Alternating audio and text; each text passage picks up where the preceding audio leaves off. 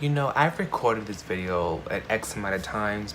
I even decided to write a script about this, but at the end of the day, I was like, there's no scripts in society. There's no scripts in the real world. You really need to talk about what's in your mind, what's in your heart at the exact moment. And I'm like, as a black man who can say what he wants in the country, I'm sorry, in a democracy where the first, what's it? But that amendment is legal, amendment of freedom of speech. How about I do exactly that? Talk about what's on my mind. Being a black gay man in Trump's white America, I feel like we have not really represented ourselves enough as somebody who is not only expressive on their community and on their viewpoints in society, has not only black gay men or black gay women, but as a society as whole, we're not really using our voice as we should. We have the power to, but either we're too scared to, we're too lazy to, or we're too controversial. It's a very controversial topic. It's a very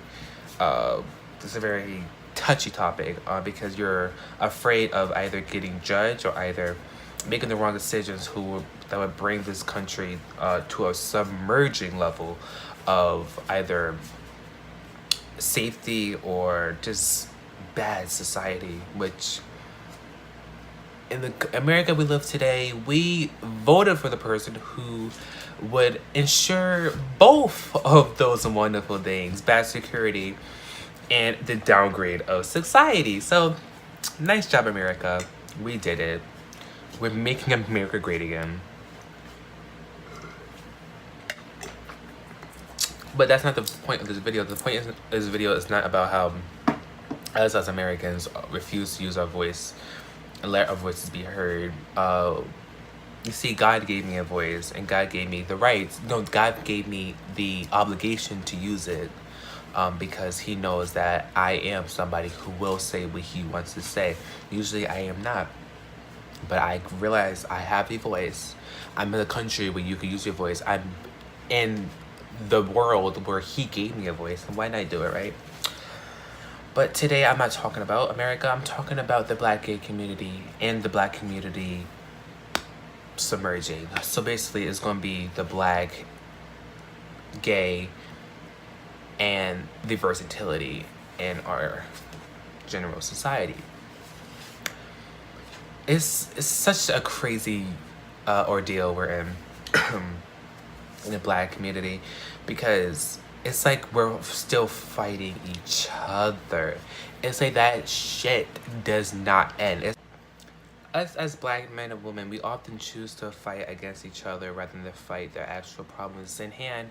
The actual problem that's right in front of our face is that we will still be segregated for the next X amount of years. We will still be the same level of valuability in this country that we've always been for the past 500 years. And it's crazy because we would never realize that unless we finally find some type of agreement within our own people. And it's funny because being that we're all the same skin tone, being that we're people trying to fight and strive for the same rights, the same type of acceptance in this country than white people, than people who are not black. We are black men.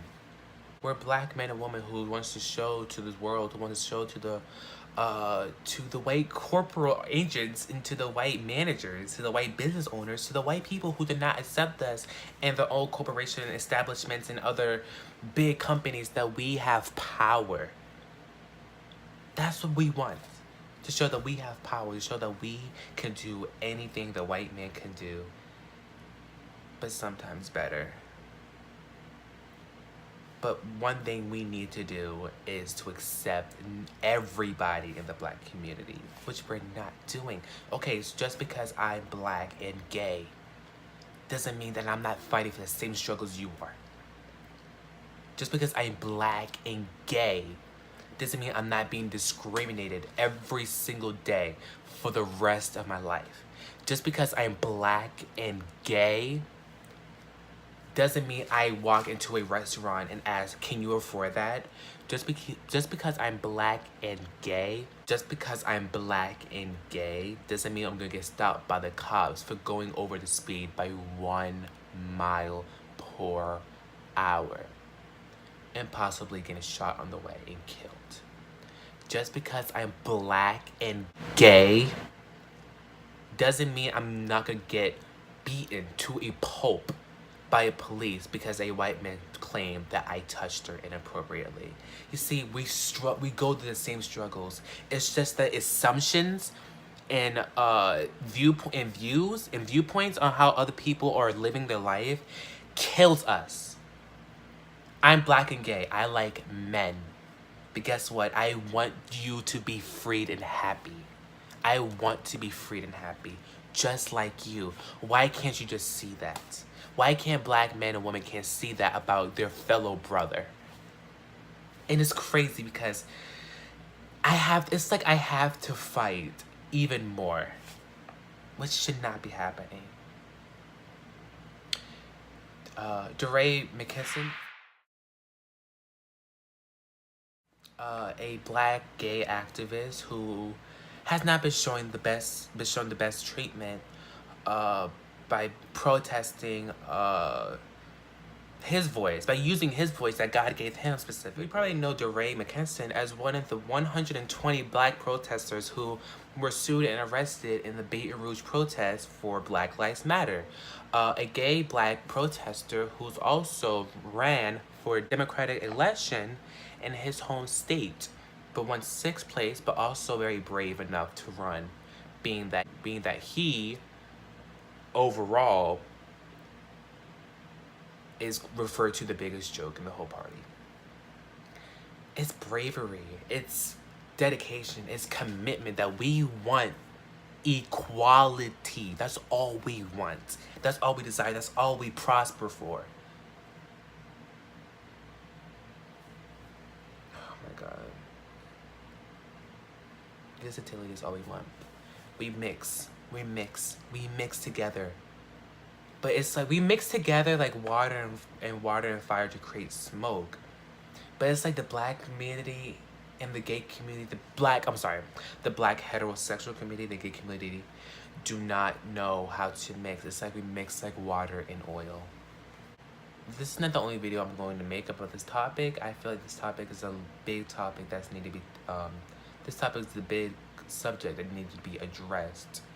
And not only the black community, not only for the black people of this country, but for people who don't genuinely support and or understand the meaning of my words that's coming out of my lips. So, I'm not going anywhere. And you'll be hearing me talk about this for another video. So, peace out, home slice. Mwah.